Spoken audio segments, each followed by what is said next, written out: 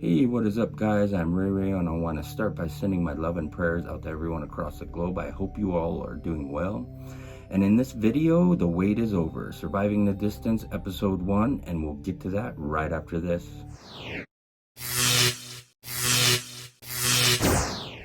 Hey, welcome back to the Handsdown Clothing Company YouTube channel, where over the next couple of weeks we are going to shift our channel's focus over to our vlogumentary, which is Surviving the Distance, Small Town America Facing a Global Pandemic, where we're going to be looking at and doing interviews with people in our community and just letting everybody know how they're doing with surviving the distance. If this is your first time to our channel, please consider subscribing and helping us grow the channel. And don't forget to smash that like button.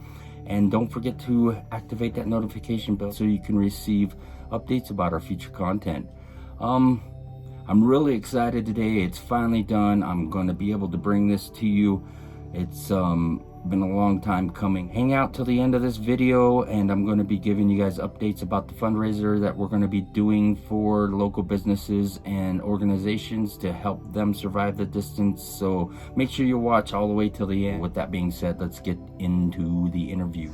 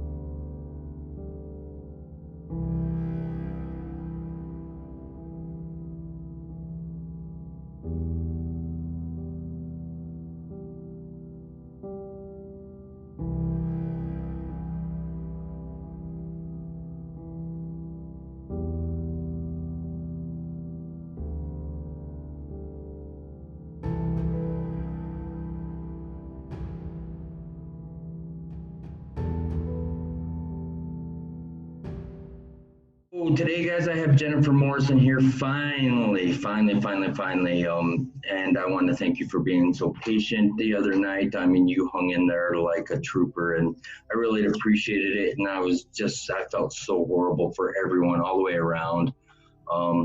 So, Jennifer, why don't you go ahead and start by telling us a little bit about who you are, and tell us about your family and what you got going right now. Well, my name is Jennifer Morrison, and I have lived in Powell all my life. I'm a fifth generation Bighorn Basin child. So lots of family in Powell. I started my daycare 3 years ago here in Powell. I've worked in childcare for the last 20 years. Since my oldest daughter was born. Kind of the reason I started it was I was too much of a wimp to leave her to go back to work. And so it's kind of something I've always wanted to do. In fact, my senior plans when I graduated were to open a daycare. So I guess I took the road I was supposed to, just had a lot of curves in it. So your dream came true. That's success, man. That's awesome. So tell us about your family. How many kids do you have, and what grades are they in? Tell us a little bit about your husband. My husband's name is Tony, and he's working today. He works in Lovell. We have 2 children. We have Catherine, who is 20 years old this year, and she is a criminal justice major, and she's going to school online now at the college. And my youngest daughter is Elizabeth, we call her Lily, and she is 15, Lord help us, and she's doing online school too. So they're both really good girls. I'm pretty lucky when it comes to my kids. So tell us about the girls and their schooling. How's that going for them? And with your daughter's going to Northwest, correct? Yeah. And then, of course, we know that Powell High School is, on hiatus right now. So how are they doing with their online stuff, and what are their thoughts on this whole thing? I think they're both doing fairly well.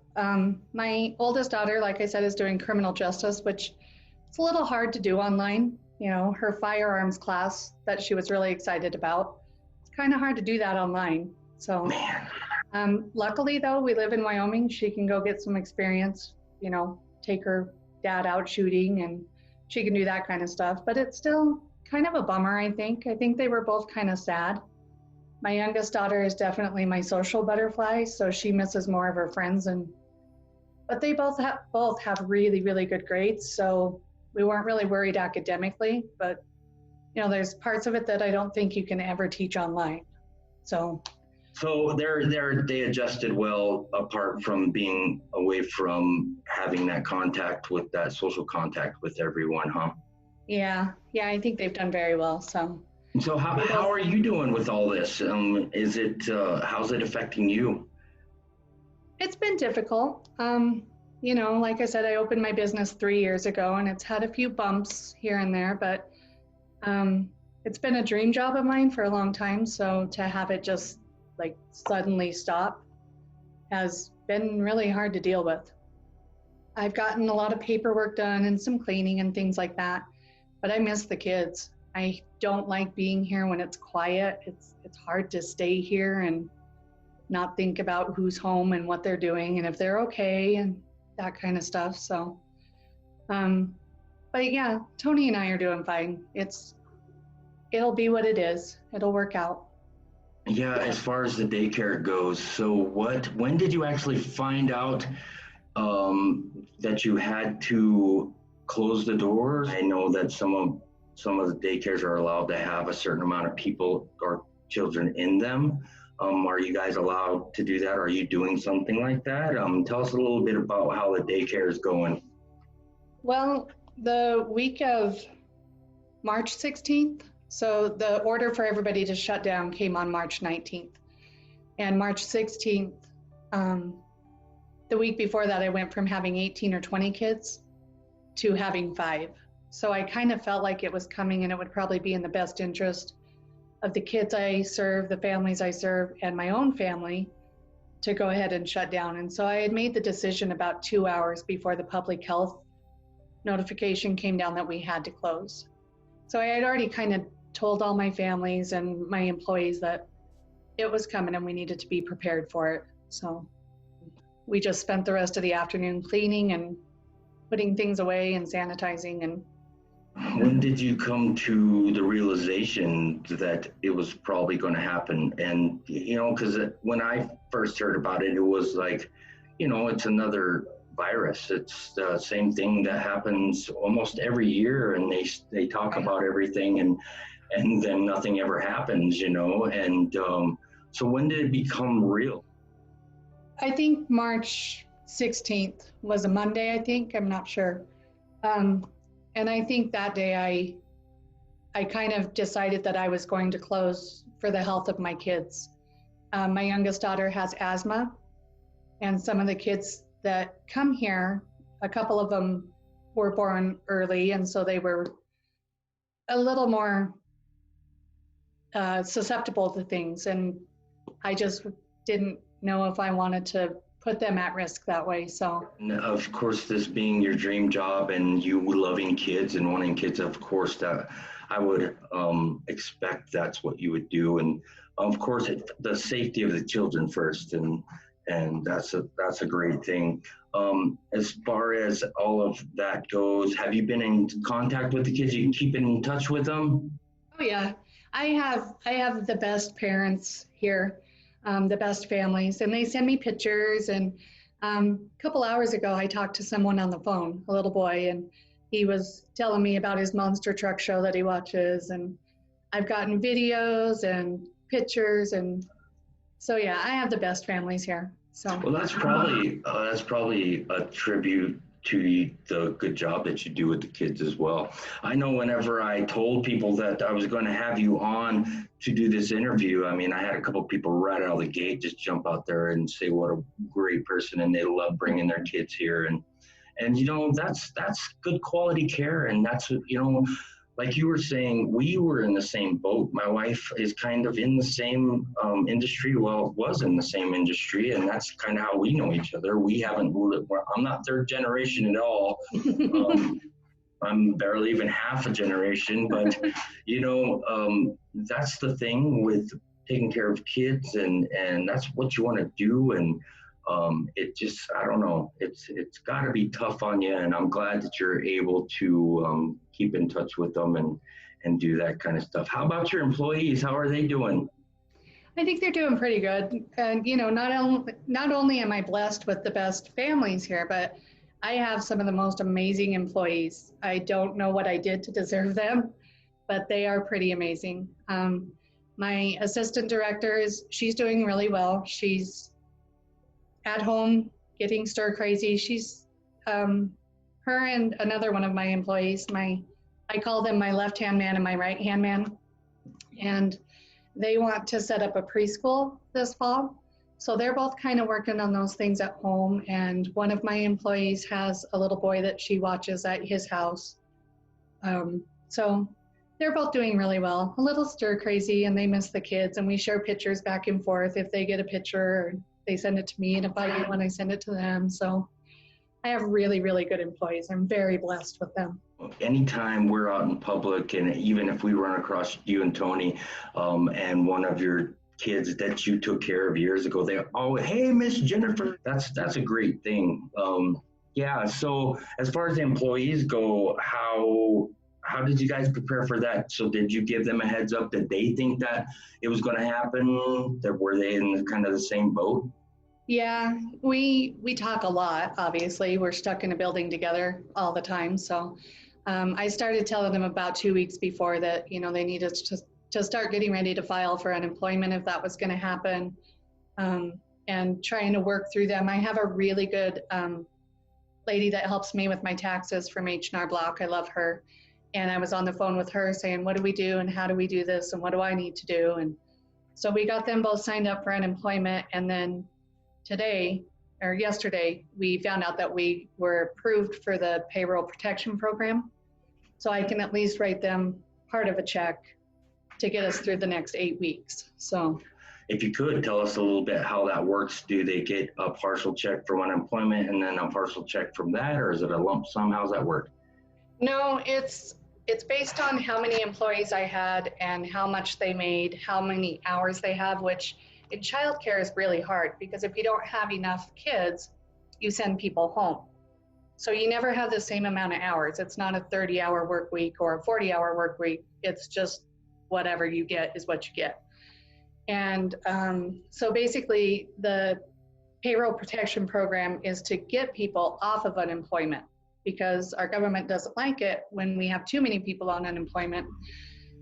And unfortunately, childcare does not pay very well. People think it's really expensive and that we should be rolling in the dough.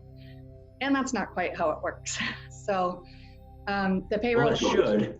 It should. I mean, you got, holy smokes. I mean, that's something that people have to realize, especially, and I bet you they are right now. I bet you they're going to be willing to pay you more money, right? Because they're stuck at home with them now, right? Yeah. I've had a few parents post things on Facebook about how we all deserve raises, which, you know, we just want our kids back at this point. We don't care. So, but the payroll protection program, unfortunately, is out of money. So they have tapped out at the top of what they can give small businesses. Really? And, yeah, I heard that on the news today. So they are completely tapped out. They're not taking any more applications, which I'm glad I got mine in when I did, but it's going to hurt people for a long time. So that's crazy. I mean, I would figure that they had enough to, and so that's the money that was allotted to Wyoming or all the way across everything. I didn't watch any news today. Wow. I think it was $247 million, I think. And I think it's gone already. I could be wrong on that number. Don't quote me. So, No, you just say around. yeah. But small businesses in the United States employ over 47% of the workforce. So when that money's gone, there's a whole lot of people out there that don't have a second choice. Luckily sounds like you planned ahead and you made sure that you had all your ducks in a row just to take care of your employees, and that's a great thing. I think that's also a testament to the type of business that you're running. I just want to take a second and talk about the Paycheck Protection Program for those of you who don't know what it is. So the Paycheck Protection Program was a piece of the CARES Act, which $350 billion was allocated to small businesses across America with 500 employees or less to help prevent layoffs due to the pandemic. According to an article that was published by the Huffington Post on April 16th, which was written by Arthur Delaney and Igor Bobbitt, over 1.6 million small businesses across the United States have applied for the Paycheck Protection Program. And the Small Business Administration did announce yesterday that they are no longer taking applications because that initial $350 billion has run out. According to the article, the Senate and the House are working on increasing that budget by $250 billion. They're caught up and squabbling over the details of that. I know that details are important, but they need to stop squabbling and start thinking about the small businesses of America, because if that budget doesn't get increased, the ramifications of this pandemic are going to be astronomical, and so many small businesses are going to have to close their doors because of this. So I guess for us to do our part, we need to reach out to our governors, our representatives, our senators, and let them know that they need to get this done and get it passed so we can keep our small businesses' doors open across the nation. So with that being said, let's go ahead and get back to the interview. As well, I hear nothing but great things about Ohana Daycare, and I'm kind of partial to the name because my mom grew up in Hawaii as well. And what does Ohana mean? Family. That's right. And and that's the thing, and that's I know that that's how the kids feel about you guys, and that's why you're missing those kids so much right now. Yeah. So are you able to have any kids in the center right now? I haven't for the last 3 weeks because everybody had coverage, kind of. They were all kind of in the same boat, not being able to work. But starting next week, I will have kids again. So I'm looking forward to Monday. Oh, great. How many are you getting back? Well, the public health department lifted the restriction, didn't lift them completely, but eased the restrictions today for the standards. So instead of having 10 kids in a building, now we can have 10 kids in a room. So technically I could bring all 20 kids back if they qualified as the child of an essential worker, which not all of them do. But I have, I think, 10 on my list that can come back. So well, that's one of the restrictions, is that they have to be essential employees. Lots of hoops to jump through, huh? Yeah. And it's been really difficult because Park County Public Health's definition of what was essential and the state's definition of what was essential were two different definitions. And we had to go by the Park County Public Health, which was until today, first responders, healthcare workers, and DFS. So we didn't have a lot of kids that qualified under that. In fact, we only had one. But now that they've eased it to the state standards, now we can have 10. Wow, that's good to know. I had no idea about that. I mean, I figured it was in that range, but I figured that there was more that would be lumped into that essential group, especially with all the the minerals that we have in the state and all that stuff going on, and that's crazy. So that was just our standards here in Park County, right? Yeah. They were higher than the state. I see. Yeah. So are you going to be able to bring all of your employees back next week? I don't think I'll be able to bring them all back, but I can cut them at least a little bit of a check, and they can come in and do some things, like I said, to get the preschool ready and that kind of stuff, but we still can't have more than 10 people in a room. Oh, totally. That's not just kids. No, that's employees also. That's adults and kids. Only 10. So. And so, tell me, how many employees do you have there at HANA? Technically, I have 6. So I have my 2 main people who work Monday through Friday, most days, or most of the hours. I have a cook, and then I have 3 floaters, people that come in and fill in here and there and take care of things for me. So are you going to hold like a UFC event and they're all going to line up and they're going to fight over who gets to come in next week or what? If you do hold one, I'll buy tickets, that might help out with things. There we go. I'll record that. Yeah, there you go. That'd be a great thing to put on this, huh? Surviving the distance at HANA daycare, right? There you go. That makes me happy to hear that at least you're going to be able to serve the community and that you're not just totally shut down. Are you doing okay? Yeah, like I said, I come from a very large family, lots and lots of people in this community that I know. I don't think anybody would ever let me or my family starve. I think we're good. I worry about my employees. I have the stimulus package, the way it was passed, doesn't quite cover people who are 24 to 19-ish. So those college age kids who suddenly have nowhere to live and are either having to go home and live with their parents again or giving up their apartments because they're not having any income. Those are the kids I worry about. So wow. And it kind of falls in that gap there. I have a very young staff, but they're all very good at what they do. So I worry about them more than I worry about me and my family. Yeah. Well, that's crazy. And I had heard that there was a little bit of displacement. Of course, there's going to be, especially with everything in limbo with Northwest College and as many students as we have in Park County and just Powell. It's just been rough for everyone all the way around. Yeah. And I that's one of the things that sparked me wanting to talk with everyone is because when my wife and I were having a conversation and we talked about the impact that it was going to have, at first you don't fathom what could happen, and then we started talking about some other people in the community, and then we heard that you guys were going to have to close down, and I'm like, man, what are they going to do? What are they going to do? And I seriously thought about that. And I'm like, I want to find out and talk to them. We do live in a great community though. And that's one thing we're fortunate about. I'm not related to everyone like you're fortunate to be related to everyone. But I don't know if I'd say fortunate sometimes. But I do see it, and there's a ton of things going on.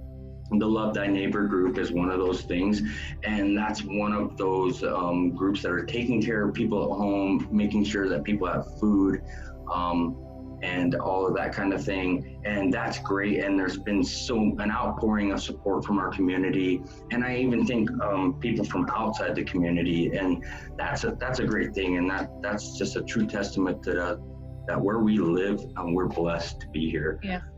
Sometimes, when there's not something going on, you wonder at times, but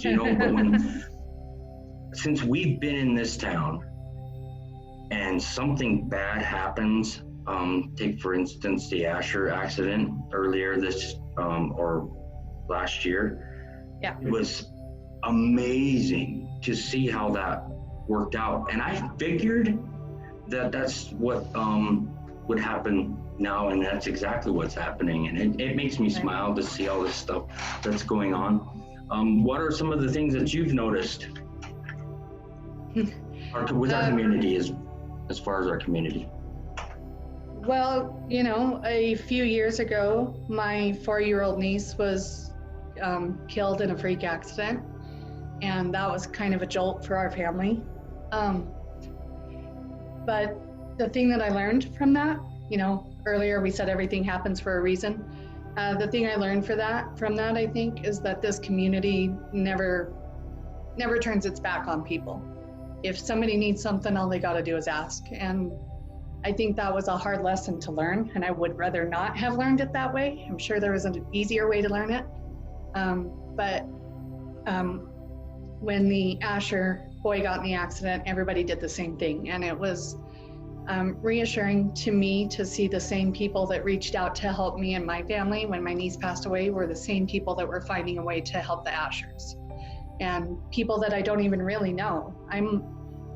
I'm fifth generation here in Powell, but there's a lot of people I don't know. There's a lot of people that say, oh yeah, I know your sister, I know your brother. And I'm like, oh, well, cool. You know, but they're the same people that all seem to jump on board when somebody needs something.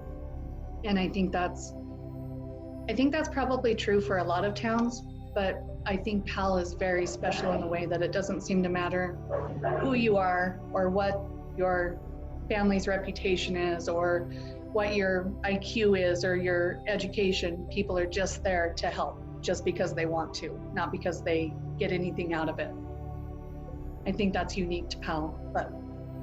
You know what? I 100% totally agree with that. Here, it's just like everybody's all in, you know? Yeah.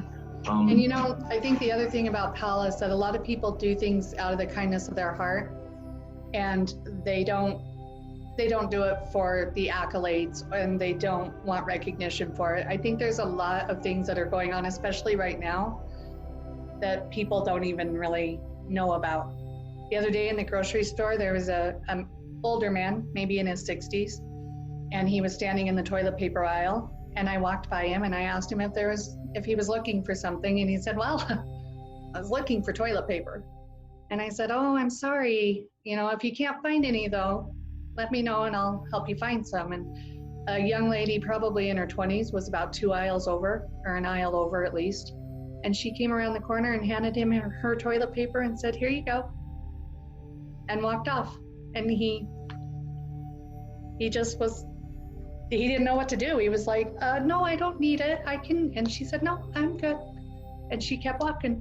And it was just one of those things. She didn't do it because anybody was watching. She just did it because it was the right thing to do. That's right. You know, that's another testament. At least he didn't go and tackle her and try to take the toilet paper. You know, Right? like I seen that online, man, and I was like floored that kind of stuff was going on at a time like this, you know, and it makes me feel good and happy that I'm here. Hey, have you guys went out and done a cruise in Maine and all that good stuff? We haven't. We were thinking about doing it this weekend, but we haven't done it. Yeah. Well, I didn't think I had seen you. We went out. So we went out the first week, and that was one of those things that when we seen that, we're like, heck yeah, man, that's something to do, you know? And I think maybe I have PTSD from high school and Dragon Maid. Maybe I shouldn't do it. Oh, I see. So yeah, you're gonna have to break yourself for that, Jennifer. You need to get out there. It's kind of cool, you know. I'm hoping that by the end of this thing, both sides back and forth build up. You know what I mean? That'd be awesome. So have you and your family done any like special types of functions together since all this is going on? And are they tired of mom and dad yet? Your daughter must be sitting over there, right? Both of them are laughing at me. We don't say anything mean. No, we haven't really done anything. We had Easter last weekend, just a little Easter dinner, and my parents live with us, so they're older, and so I'm pretty skeptical and leery about bringing anything home to them. So I kind of keep us all on a short leash, I guess. So. How's that work for the two ladies sitting to your left? Well, they're both sitting over there giggling, so they can't hate me too much. So you're keeping them at home, Mom, huh? Yeah, we're either at home or here. So we did have to go to Murdoch's because we had to get some stuff for Lily's 4-H project. So that was her big, exciting one day out. Wow, that's crazy. To go to Murdoch's, that's a big deal, huh? It is. Yeah. Oh, we went to Walmart once too, but. Oh no, heck no, not until this. No. I don't know if I can ever go back into Walmart ever again. This kind of stuff. When this happened, it scares because I'm immunocompromised myself, and I'm scared to death to go. I'm the farthest I drive through places, but I won't get out of unless we go out. We went out to Sunlight Basin a couple weeks ago and do things like that. That way we're away from everybody. But yeah, that's the great thing about living in Wyoming, just right out the back door. Yeah. I'm glad to hear that everything's going to work out. We were really worried. We're worried for a couple of places here in town and the way that things are going. And then we started thinking about the communities that are a little bit larger than Powell, that have the big box stores and the shopping centers and still have small businesses. How are they going to do it? Because people, hopefully, I hope that their community rallies around them, but I worry about them too. I know that there's a couple businesses here in town that are struggling pretty good, and that's one thing I'm going to talk about as soon as the video is over. I do have the T-shirt. I'm wearing the T-shirt. Nice. Can you see it? I can. Wyoming tough. Yeah, and it says nice. when times get rough, we cowboy up. Nice. The world needs more cowboys. Well, that's actually not the actual cowboy. Just so UW knows, I don't want them coming after me. I redesigned the cowboy. He's holding a crown. He's facing a different way. He's on a different horse. So just so everyone knows, okay, got to make that clear. And here's the thing with this. That's going to be my way of giving back, because that's what I do. I'm a nurse by trade, but I've decided that I want to pursue this full time, and this is how I'm going to give back. So I'm going to launch the fundraiser tonight. So I think we figured out probably 80% of the profit from the T-shirts we're going to donate that to small businesses here in Powell, and hopefully we can get people on board outside of Powell and doing the same type of thing. I'm glad that we talked a little bit, because when I first initially contacted you, it was almost 3.5 weeks ago. And I was really worried. And I could hear the worry in your voice as well. And so, because it makes me feel better to hear you right now, and to hear that everything's going to be okay. And that's my question to you. Do you think everything's ever going to go back to normal? I think we'll have a new normal, and I kind of hope that it will be a better normal. I think that our society in the recent past has gotten to the point where frivolous things were more important than actual things. And maybe that's what we'll all learn from this, is that we can survive without, I hate to be this way, but football games, and not local football games, but professional football players and basketball players. And maybe we'll realize who the really important people in the world are: the firefighters, the first responders, hopefully childcare providers, lawmen. All those people that are important in our world, veterans and teachers and T-shirt guys. T-shirt. I'm just kidding. I'm totally kidding. And I think maybe we'll all start to realize how important, again, family is, and taking care of your neighbors and reaching out to people when they need it. Like I said, not because you get something from it, but because it's the right thing to do. Maybe we'll have a new normal. That'd be a great new normal, I think, and I think it takes a little bit of everyone's help to do that, and I know that inside of me, certain things have changed. Sometimes you get tired of the guy over there or the guy over there, but when that's all you get to see during the day, it kind of changes that up and changes your perspective on things. And then it changes your perspective on the childcare workers as well, because you're stuck at home with your kids all day. Yeah, hopefully. Yeah, well, I'm so glad you agreed to talk to me again, and thanks for being patient with me. I really appreciate you doing this, Jennifer. So before we end, I just want you, if you got any closing thoughts or anything that you'd like to share or tell the public out there. Well, we had talked about charities or organizations, and I would like to give a shout out to the CASA organization. They are an organization that helps foster kids and kids that are displaced in our community, and they kind of have taken a hit because they're not out there being able to fundraise right now either. So CASA is a good place if anybody feels like they want to delve into that. Your local Meals on Wheels for the elderly people. That's, I have a family friend who's older, and I check on her every once in a while, and she told me the other day that she was getting Meals on Wheels, and I was like, maybe that's something that people could help out with. So the elderly in our community that might not have people checking on them, just Meals on Wheels will do that. So that's a big deal. Yeah, that's a big deal, our older generation, and that's another focus that I'm going to hit up here in a couple days. I really love the older generation. I've learned so much from them, and we need to protect them as well. So yeah. I almost called you Catherine because I was reading the name over there. Jennifer, thank you so much for doing this. I hope you're more comfortable now, and now that it's over with. I know you were a little nervous, but I really appreciate you doing this. So there you have it. The very first interview for Surviving the Distance, Small Town America Facing a Global Pandemic is in the books. Let me tell you, it was not easy, but with a little perseverance, we got it done and we were able to bring it to you.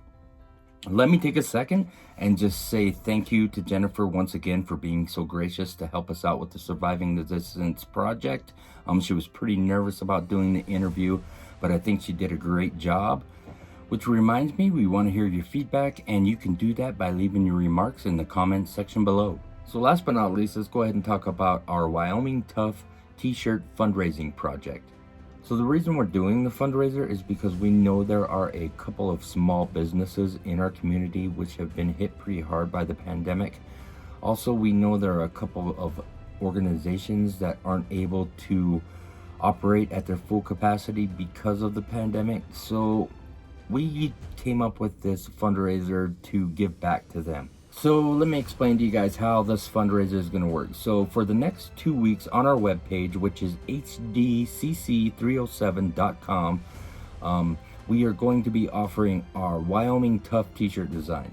We're offering that in 3 different styles, and those styles are a youth Gildan 100% cotton t-shirt, and that will be $15.75. Then we're doing an adult 100% cotton Gildan tee, which is $19.75. And then we're offering a adult hoodie, which is a 50/50 Gildan heavy duty sweatshirt, and that will be $29.75.